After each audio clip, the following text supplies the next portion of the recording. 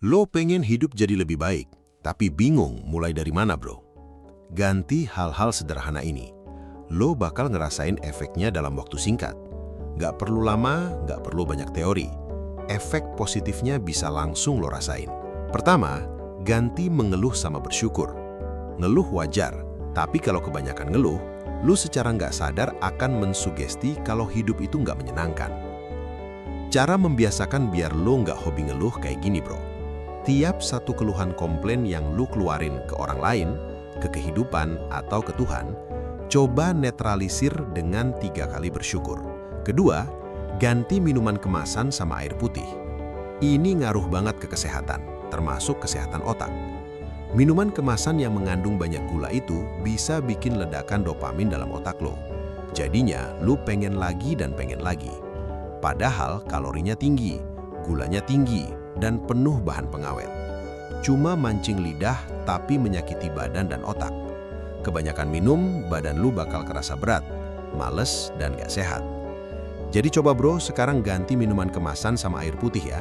Dijamin 3 hari lo lakuin, efek lebih seger ke badan bakal lo rasain. Ketiga, ganti kebiasaan nyalahin dengan ambil tanggung jawab. Setiap ada yang gak benar dalam hidup, sebelum coba nyalahin atau mengoreksi orang lain, lihat dulu bro, apa yang salah dari diri lo. Contohnya, lo ngerasa ketinggalan jauh secara pemikiran daripada teman-teman lo. Daripada lo nyalah-nyalain orang tua yang gak support atau keadaan ekonomi lo, mending lo fokus, benerin diri buat ngelakuin hal-hal yang bikin lo berkembang.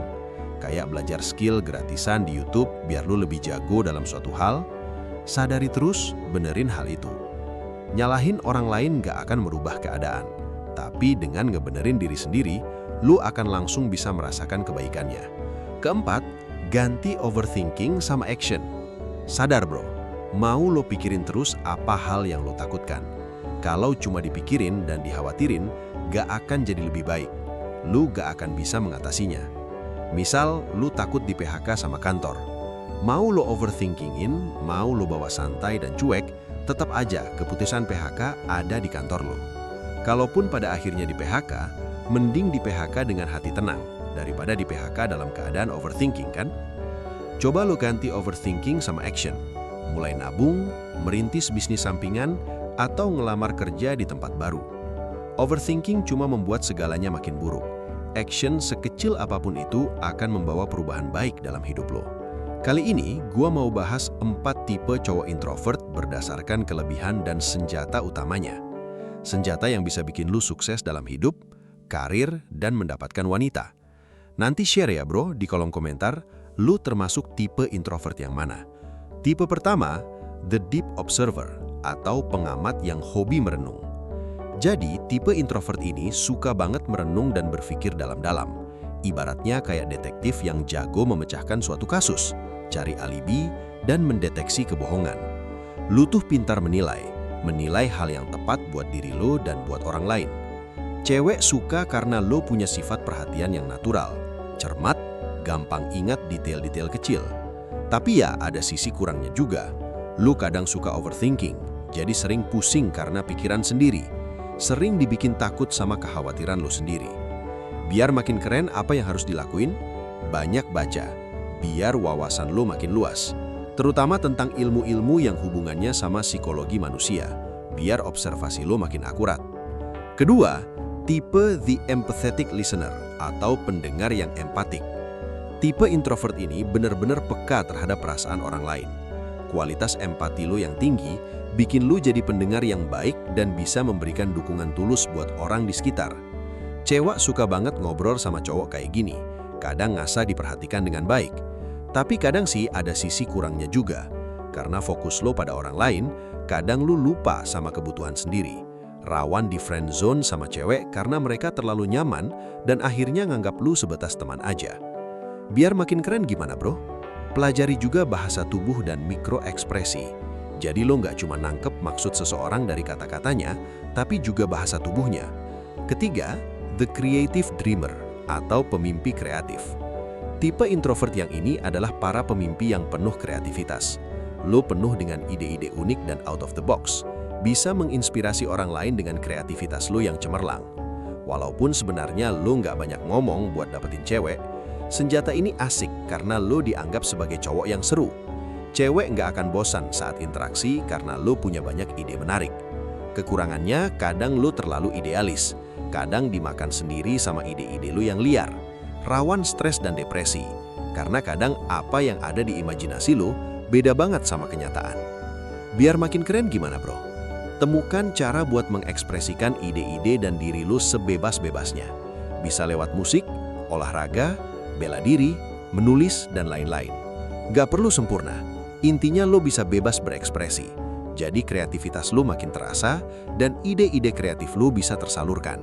Keempat, the analytical strategist atau ahli strategi yang analitis. Tipe introvert ini adalah para pemikir strategis yang analitis. Lo itu ibaratnya kayak ahli matematika yang bisa nemuin pola dan solusi kompleks dari setiap masalah.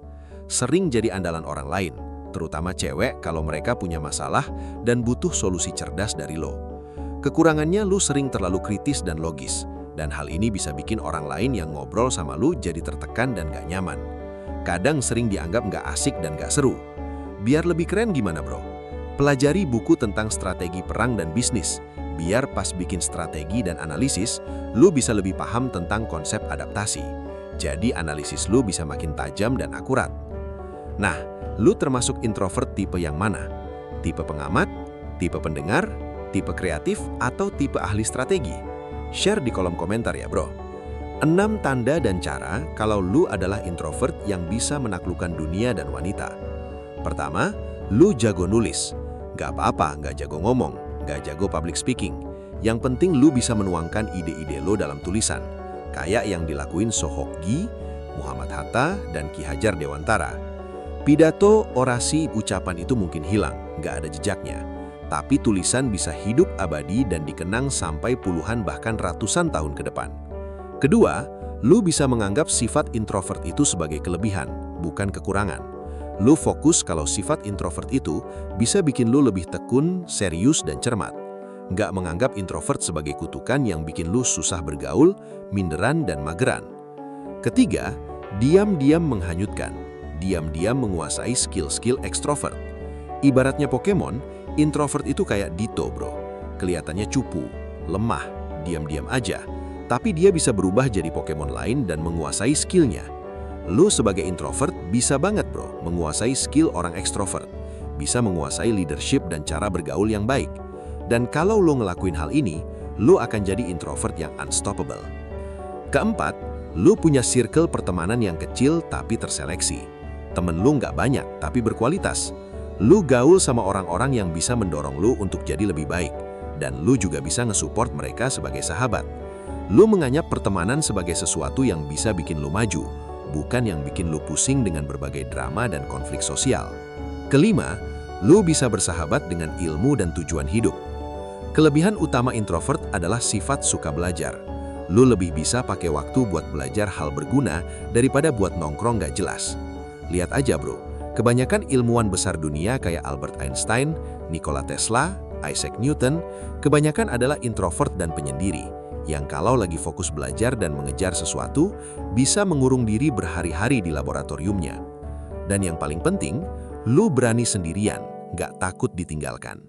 Kalau mau jadi cowok sukses, gak bisa nggak, di satu titik, pasti ada orang yang gak suka atau gak setuju sama lo. Dan cowok introvert akan lebih berani mengambil keputusan untuk sendirian demi memenangkan hal yang sedang diperjuangkannya. Pria-pria introvert nggak takut jadi lone wolf, yang bahkan harus berjuang sendiri melawan arus. Dianggap aneh dan beda sama kebanyakan orang, karena dia yakin dia sedang bertarung untuk meraih mimpi. Share bro di kolom komentar. Dari 6 tanda cowok introvert yang bisa menaklukkan dunia ini, lu udah punya tanda yang mana aja? Good luck, tetap semangat ya bro!